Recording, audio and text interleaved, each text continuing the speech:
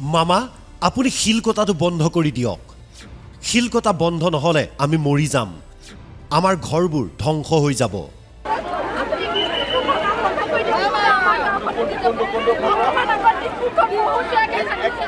মুখ্যমন্ত্ৰী ডাঙৰীয়া শিলবালিৰ অবৈধ খননৰ বাবেই যে 19 জুলাইত উজনিত জলপ্ৰলয় নামি আহিছিল সেই কথা সংবাদ মাধ্যম বিৰোধী দল সংগঠনে কৈ আহিছে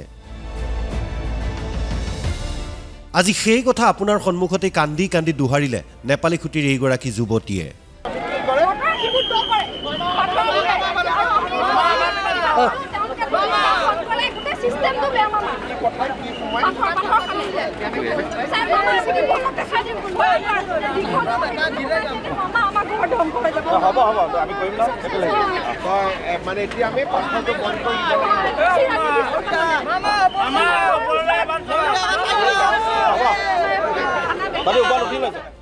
এতিয়া শুনক নেপালী খুটিৰে আন দুগৰাকী স্থানীয় লোকৰ ভাষ্য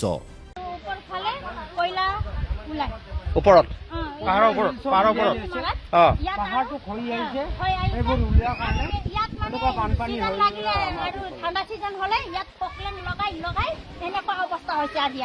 এইবিলাক যিবিলাক যে কয়লা মাফিয়া হিল মাফিয়া এইবিলাক কৰ ব্যক্তি ইয়াত প্ৰশাসন আহে নাই দেখে নাই প্ৰশাসনে তাৰপিছত আমি একো ক'ব নোৱাৰি পুলিচে আমাক কিবা ক'ব গ'লে আমাক ধমকি দিয়ে এইবুলিয়ে কয় তোমালোকে ক'ৰ হয় তোমালোকক মাৰিম পিটিম তো আমালোকে বৃদ্ধ হয় বাৰু একো নোপোৱা হওঁ আমি এইটো সব ইয়াত হিল খনন কৰি এনেকুৱা লৈ গৈছে তাত সব বাগান আছিল এইটো সব বাগান আছিলে ইয়াত চাহ বাগান আছিলে এইটো সব হিল খনি লৈ গৈছে সিজনত এই চাই আছে নাই কেনেকুৱা ধ্বংস হৈছে তাত কেনেকুৱা ধস্কি আহিছে তাত মানে এইবিলাক ন এইবিলাক যে সব ইয়াত সব হিল খনন ইয়াত নদী সব আপোনাৰ সন্মুখত ক'বলৈ সুযোগ নাপালেও সকলোৰে কথাৰ সুৰ একেই শিল বালি কয়লাৰ অবৈধ খননে উজনিলৈ নমাই আনিলে বিভীষিকা এতিয়া প্ৰশ্ন হৈছে ৰাজ্যৰ মুৰব্বী হিচাপে আপুনি সঁচাকৈয়ে এই অভিযোগসমূহক গুৰুত্ব সহকাৰে ল'বনে লাখ লাখ পৰিয়ালক জীৱন মৰণৰ সংকটলৈ ঠেলি দিয়া শিল বালি কয়লাৰ মাফিয়াবোৰে শাস্তি পাবনে এতিয়া দেখুৱাব খুজিছো আন এটা দৃশ্য যি দৃশ্যই হতচকিত কৰি তুলিব আপোনাক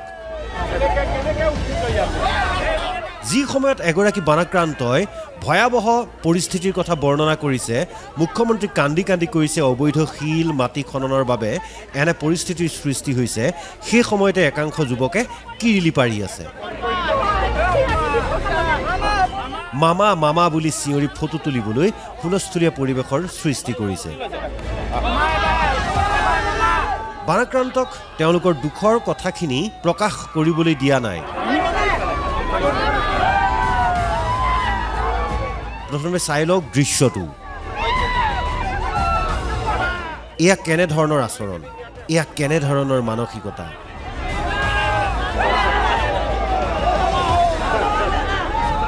বানত শেষ হৈ যোৱা যি নেপালী খুটিত আজিও 2-3টা মৃতদেহ ওলাইছে সেই গাঁৱৰ লোকে এনেদৰে কিৰিলি পাৰিবনে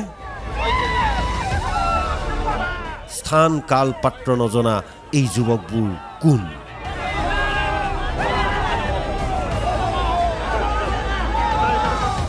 ব্যুৰো ইনপুটৰ সহযোগত news desk report Assam live 24